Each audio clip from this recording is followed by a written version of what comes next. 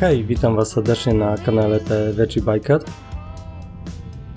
Czekałem na ten wyjazd od miesięcy, a on przekroczył wszystkie moje oczekiwania. Wyruszyliśmy z naszego kempingu w Sagon i pojechaliśmy do Ajaxa. Mamy przed sobą około godziny jazdy. Pogoda była idealna, choć jak dla mnie troszkę za gorąco. Najwyraźniej dla kamery również, ponieważ nie działała idealnie. I musieliśmy robić kilka postojów, jadąc do naszego celu dzisiejszej podróży. Ale dzięki temu mogliśmy się bliżej przyjrzeć, co leży w dolinie, którą już kilka razy widzieliście. Wrak samochodu. Jestem ciekaw, jaka historia za tym leży. Pijany kierowca? Mafia? Czy po prostu porzucone zepsute auto? Nie wiem. Nie zanudzam Was dzisiaj dojazdem do Ajaccio.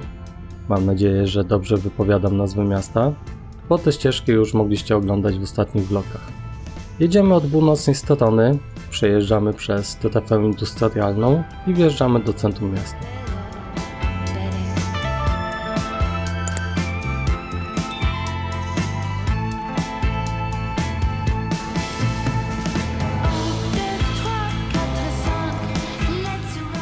Widzimy kolejny duży port, w którym codziennie są połączenia z Francją oraz sumują tu również rejsy wycieczkowe. I pchamy się w stronę rynku. Zdecydowanie najlepszym sposobem na zobaczenie Korsyki i każdego miasteczka jest motocykl. Zdecydowanie mniejszy niż nasz, a najlepiej jak widać skuter. W centrum tego pięknego miasta mieści się jeden z fajniejszych otwartych rynków, na jakich byliśmy. Niestety nie mam żadnego nagrania w związku z ciągłymi problemami z kamerą, jedynie z zewnątrz jak przejeżdżaliśmy obok.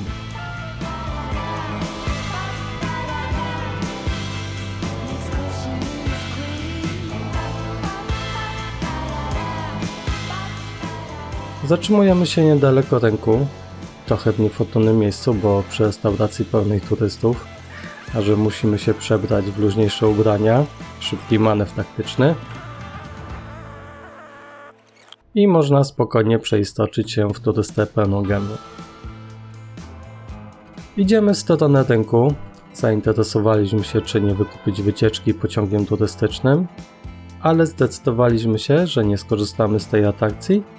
Idziemy szukać Stradeli. Ale najpierw oczywiście przyczesanie suwenirów i idziemy ulicami pięknego miasta.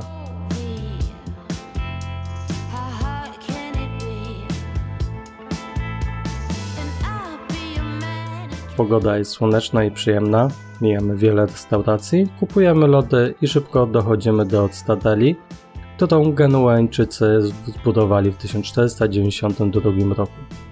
Po ogłoszeniu Republiki Korsyki w 1755 roku Genueńczycy nadal utrzymywali kilka stradeli, w tym właśnie w Ajaccio, aż do przejęcia kontroli nad wyspą przez Francuzów.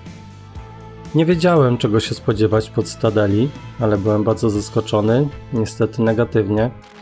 Twierdza otoczona jest murami i które mają nawet 10 metrów wysokości, jest całkiem spora i piękna, ale niestety opustoszona. Zamknięte stare koszary, kilka zdjęć i tabliczek nawiązujących do historii, na szczęście wejście jest za darmo. Szkoda, że miasto nie zainwestowało, by przeobrazić wnętrze Stradeli, w którym znajdowało się stare więzienie, w Muzeum Historii i Kultury Korsykańskiej. Szkoda, bo potencjał jest duży. Dla tych, którzy będą w mieście Ajaccio, nie jest to atrakcja, którą chcielibyście mieć wysoko na liście. Plusem to po wyjściu jest świetny widok na morze i lokalną plażę.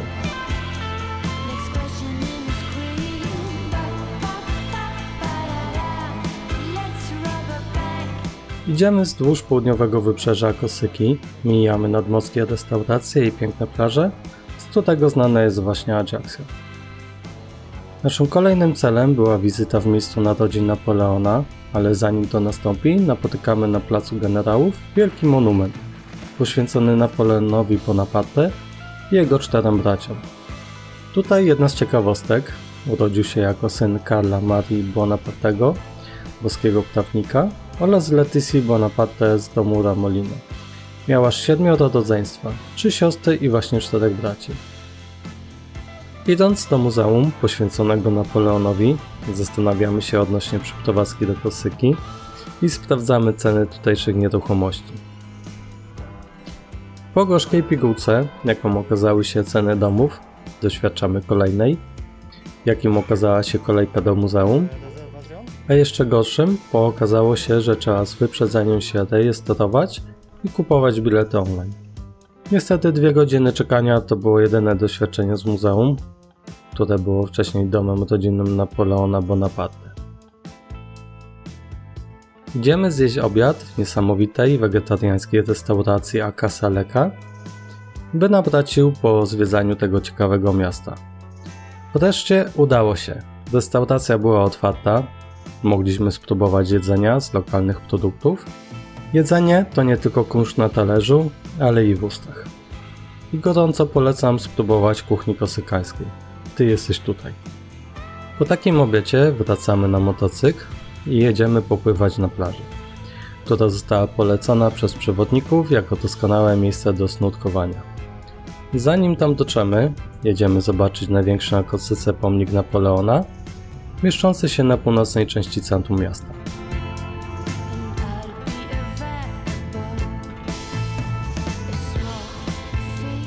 Ja byłem tak najedzony, że nie mogąc siąść z motocykla, no dobra, trochę też leniwy, bo przy 25 stopniach albo lepiej w ciuchach motocyklowych nie widziało mi się spinać po schodach, ale moja dzielna żona nie mogła przykapić sobie jakich zdjęć. Wracamy i jedziemy na zachodnie wybrzeże i skoro mam chwilę, to przedstawię kilka informacji odnośnie Napoleona, skoro tego nie mogłem zrobić w muzeum. Urodził się w 1769 roku w Ajaccio na Korsyce, a zmarł w 1821 roku, w wieku 51 lat. Jest uważany za jednego z największych dowódców wojskowych w historii, napisał wiele książek i traktatów wojskowych, które do dziś są używane przez generałów na całym świecie jako dzieła referencyjne. Był genialnym strategiem, któremu udało się wygrać wiele bitew z przerażającymi siłami. Był także jednym z pierwszych dowódców wojskowych, którzy używali kombinacji jednostek piechoty i kawalerii, co pozwalało mu przełamywać linię wroga szybciej niż komukolwiek innemu.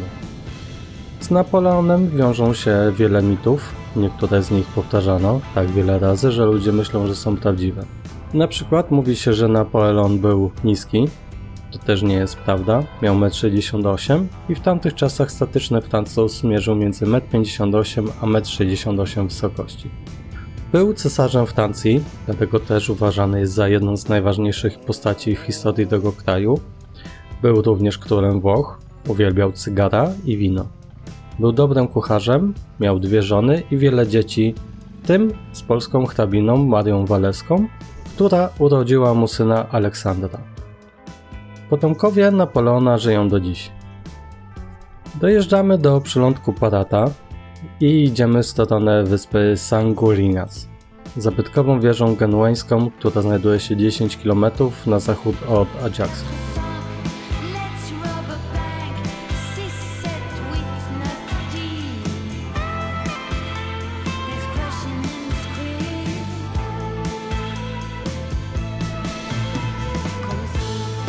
Dochodzimy bliżej i wspinamy się po schodkach, by zobaczyć wieżę z bliska. A jak już jesteśmy na szczycie, widzimy przepiękny krajobraz. Z wody wyrastają 4 niewielkie wyspy, a całość tworzy idealną scenerię do oglądania podczas zachodu słońca. Obchodzimy dookoła wieżę, cykamy kilka fotek i widzimy z oddali miejsce, które jest zaliczane do top 10 najlepszych miejsc do snorkelingu na Korsyce.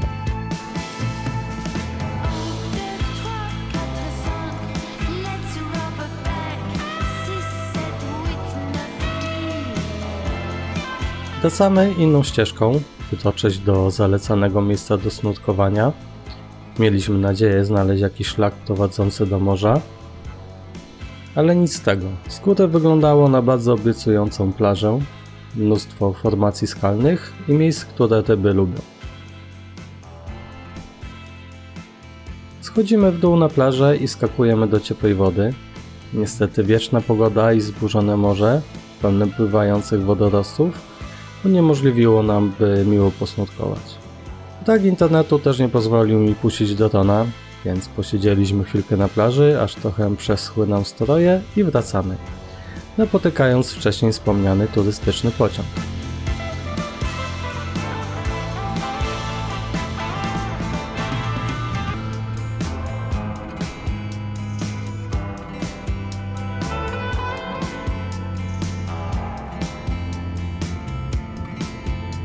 Wracamy, powiedzmy, obwodnicą Ajaxo, która prowadzi nas z powrotem do miasta, ale za to z jakimi widokami po drodze. Naprawdę, Kosyka jest piękna, że nie sposób się nacieszyć.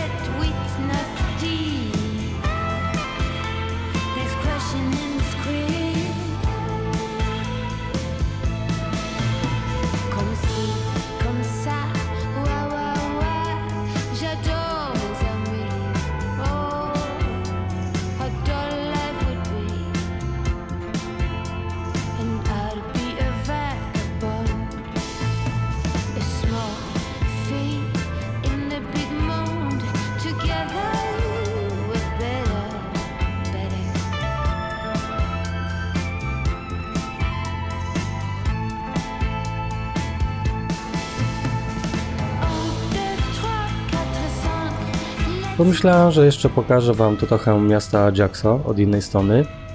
Wjeżdżając, napotykamy spalone samochody i to jest dobry moment na kolejne fakty na temat Kosyki. Fakt numer pierwszy. Na Kosyce panuje terroryzm, ucieleśniony przez Narodowy Front Wyzwolenia Kosyki, który zasłynął niesławnymi czynami jak zamachy bombowe na budynki publiczne i napady na banki. Ogłosili, że całkowicie zaprzestali działalności zbrojnej w 2016 roku, ale mniejsze grupy nadal istnieją. Fakt numer drugi. Zdecydowanie największymi miastami na Kosyce jest Bastia i Ajaxo. Ze względu na górzysty teren i gęstą roślinność, większość regionu jest słabo zaludniona, do tego stopnia, że łącznie te dwa miasta stanowią połowę wszystkich mieszkańców wyspy. Fakt numer 3. Na Kosyce są dwie partie nacjonalistyczne, autonomistyczna Femu Kosika i bardzo dobrze znana z ideałów skrajnych separatystów Kosika Libera. Chociaż francuski rząd sprzeciwia się pełnej niepodległości, to i tak kilkakrotnie udzielał wsparcia Kosyce. Wracając, pokażę wam tu trochę ciekawych ujęć z tej strony, bo zazwyczaj wracaliśmy wieczorową porą, która nie jest ani najlepsza do jazdy, ani do nagrywania. I sami ocencie oczami motocyklisty.